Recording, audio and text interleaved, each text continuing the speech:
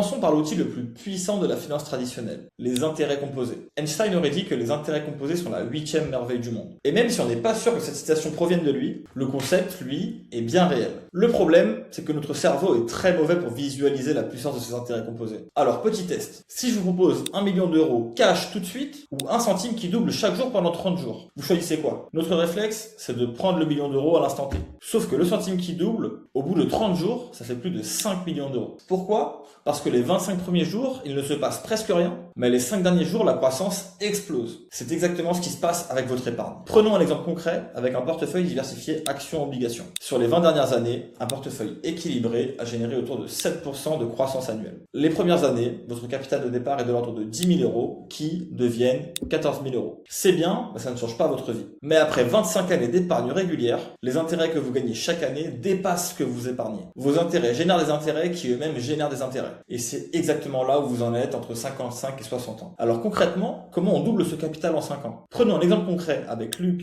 et Nathalie, tous deux 60 ans. Ils ont à peu près 400 000 euros d'épargne financière répartis entre un compte titre, une assurance vie et un plan d'épargne retraite. Leur objectif de dépense à la retraite est de 5 000 euros par mois. Avec leur pension estimée à 3 000 euros combinés, il leur manque 2 000 euros par mois, soit 24 000 euros par an. Avec la règle des 4%, il leur faut un capital de 600 000 euros pour combler ce gap. Alors, comment passer de 400 000 à 800 000 euros en 5 ans pour leur permettre de financer leur train de vie et d'aller même au-delà? Avec un rendement de 7% par an, il faut épargner environ 10% de leur capital existant chaque année. 10% de 400 000 euros, ça fait 40 000 euros par an, soit environ 3 300 euros par mois. Ça paraît beaucoup, me direz-vous.